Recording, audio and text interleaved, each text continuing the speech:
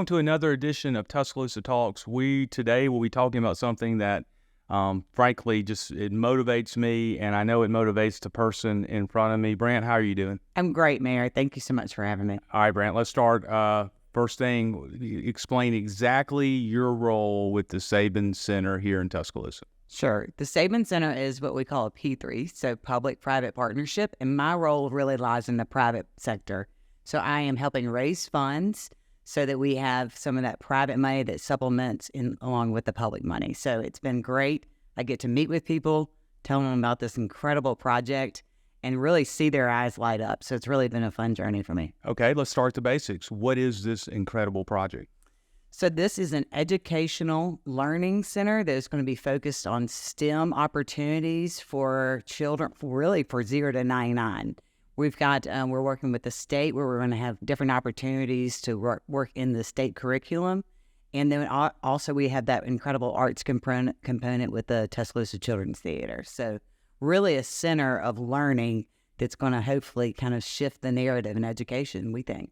So CHOM is one of our key partners, and they will be, rebranded into Ignite. Explain the orders of magnitude and difference between the CHOM today and what Ignite will be inside the Saban Center when it opens in 2026, 2027. Yeah, CHOM has been an incredible organization for our community. They've been here about 40 years, and they've been serving our community. But they wanted to do more. And along with the city's help and these private donors' help, they are going to basically reimagine themselves. Right now, they're 0 to 6, 8, 10 museum, and they are going to turn into a 0 to 99 STEM Discovery Center. Immersive learning focused on science, technology, engineering, and mathematics. So really, it's really neat that they're changing their name because I think so much is changing. It's really an indicator of kind of what their future will be. Now, we also have another great partner, Tuscaloosa Children's Theater. Explain what their role will be inside the Saban Center. So Tuscaloosa Children's Theater also is a wonderful organization that's been serving our community for a long time, and they will finally have a home. They've been training students in acting and lighting throughout different spaces in Tuscaloosa, and they'll have real rehearsal space. They'll have a flex theater in which they can practice in. But these skills are it's not just acting. It's not just an incredible play. It's an opportunity to build self-confidence. It's an opportunity for public speaking. It's an opportunity to learn technical side of theater. The organization just really, honestly blows me away what they do for our community and our young people. Now, this center is named after the Sabans, Coach and Miss Terry. Certainly, Miss Terry has been just the lead advocate of this project. She is a bulldog when it comes to helping our children achieve so much. But most people don't have the honor and privilege of kind of getting to know Miss Saban. You work very closely with her on a daily basis. Share with the people of Tuscaloosa what she's like and why the Saban Center is so important to her. Miss Terry is amazing. Honestly, what she does and what she manages in her schedule, I joke that she is the real closer, not only in recruiting, but also in fundraising. It's what we talked about the other day. It is definitely a family business. That's right, yes. And they do a fantastic job at it. They sure do. And she, Miss Terry's passion and her energy, I also joke with her that I hope that I have her energy in 5 years. She wakes up very early and stays up very late. But really, I think because she understands the value of this project, she talks about how they are first generation college educated, and she's seen how much education and how important education is, not only just to her family, but our community, and not only to the kids that they serve at the university, but it really is transformational. And so I think she sees how this project can be so legendary for our state. Well, her family has put millions into this project. But we're also being a P3, meaning the city has a role, and the city's role is significant, around $60 million. And the state now has come aboard with $25 million. But there's that private fundraising side that's necessary, not just for the capital side, certainly that's important, but also the long-term future operating as well. So talk about what you've been doing really over the past year and a half in terms of fundraising and what's about to happen as the Saban Center enters a new and really exciting phase. Sure. And really this project is, I say transformational. My team jokes and says I need to get a new word, but I don't know if it's there's the right a word. word for it. Thanks to what Elevate has been able to do with setting the foundation of this project, this is going to be transformational not only for our community, not only just for Tuscaloosa, not only just for West Alabama, but for the state of Alabama. And I think we're on a call with a really, really cool company that we would love to close on. And they said, why hasn't anybody else done this? And this was a company that was on the West Coast. And they were speaking to the uniqueness of this partnership and what it can do for our area. And so what we're doing in fundraising is we're getting more folks engaged. We're setting that foundation for the future.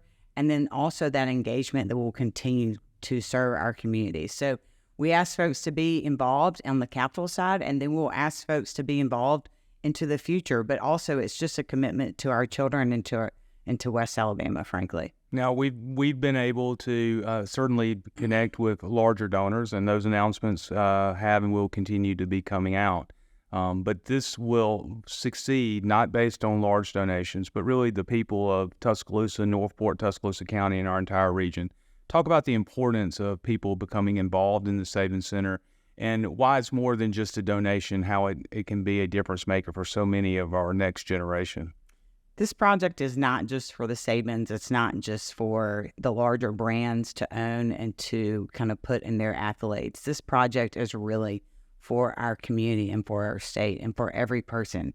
So we would love to see those small donations. That shows engagement and it shows pride. And we want to see everybody to say, we want that little kid to bring up his quarters and say, this is my Saban Center. Mm-hmm. And that really is going to be the moment where I think that I'm going to, the big deals give me chills and make me excited too, but those quarters are going to really mean a lot to see that happen. Well, to me, that every child in our region gets an opportunity to be part of an immersive STEM hub.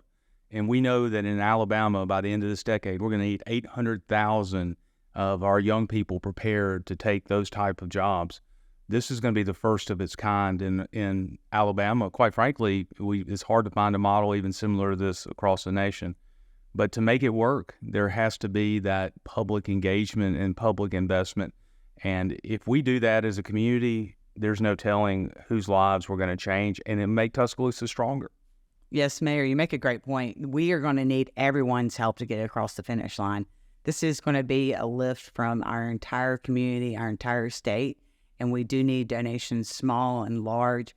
But this is really a team effort, not to overplay the football metaphor, but I'm a washed-up athlete myself, so I really like a good spirit call. So we are really excited about where we're headed in the future, and we're excited about setting the foundation of this project and going forward with it. Well, the goal is to be under construction next year, hopefully by the end of next year, and then open up sometime in either late 26 or early 27. It's a massive project, about $100 million. But to me, what's going to be exciting are when the doors open and what happens inside.